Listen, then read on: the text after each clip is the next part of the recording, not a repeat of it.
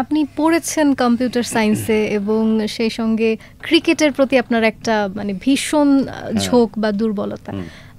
এই যে একদিকে পড়াশোনা, একদিকে হচ্ছে মানে শখ বা হবি যদি বলেন বা ভালো লাগা বলেন ক্রিকেটকে নিয়ে, তারপরে মানে ব্যান্ডের যে ব্যাপারটা, মানে এটা কিভাবে আসলো যে চিন্তাটা যে আমি ব্যান্ডেই যাব বা এটাই আমার ক্যারিয়ার হিসেবে ঠিক হবে?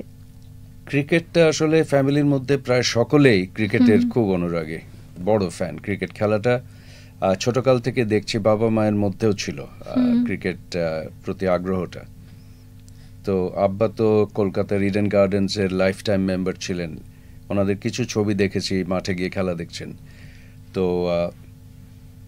আমরা যখন এইখানে চলে আসলাম পূর্ব পাকিস্তানে, তদানীন্তন পূর্ব পাকিস্তানে, তখন আমরা একসাথেও ক্রিকেট কমেন্ট্রি শুনেছি অনেক। ছাদে গিয়ে রেডিও নিয়ে কমেন্ট্রি শুনতাম টেলিভিশন আসার আগে। তো সেই সময় থেকেই ক্রিকেটের প্রতি আস্তে আস্তে আগ্রহ বাড়ে এবং পরবর্তীতে খুব সিরিয়াসলি ক্রিকেট শুনতাম, দেখতাম এবং খেলতে শুরু করলাম। স্বাভাবিকভাবে পাড়ায় পাড়ায় ছোট ক্লাবের মধ্যে দিয়ে শুরু, তারপরে বড় ক্লাবগুলিতে, তারপরে আমাদের মধ্যে হামিন এবং তাহসিন, আমার বড় ভাই তাহসিন, এরা তো বেশ সিনিয়র লেভেলে খেলেছে। তো আমি খুব আগ্রহ ছিল, ক্রিকেট খেলতাম প্রচুর ফ্রেন্ডসদের নিয়ে এবং আস্তে আস্তে মিউজিকের দিকে যাই বেশি। তো মিউজিকটা ব্যালেন্স করা সম্ভব হয়েছে। আমি তো পড়াশোনা করলাম, কম্পিউটার সায়েন্সে গ্র্যাজুয়েশন করলাম ইউকে থেকে, but school, college, A levels এবং পড়াশোনায় মোটামুটি খারাপ ছিলাম না, খুব একটা সমস্যা হয়নি। ক্রিকেটটা শখের একটা জিনিস ছিল।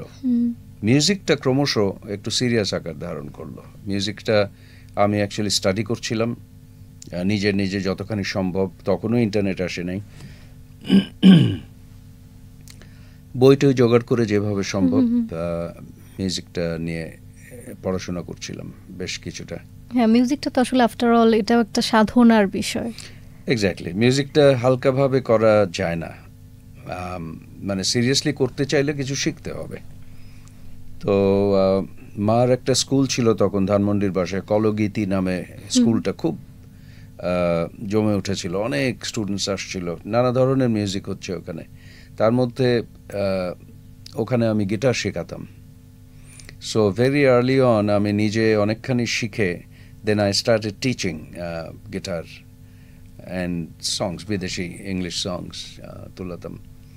তো ইয়েস, মানে মিউজিকটা আমি সিরিয়াসলি দেখছিলাম। আস্তে আস্তে আরও ইনভলভ হলাম করতে করতে জিনিসটা কোনো দিনই, ওই সময় থেকে শুরু করে কোনো দিনই আমি ছেড়ে দেইনি, মিউজিকটাও আমাকে ছেড়ে যায়নি।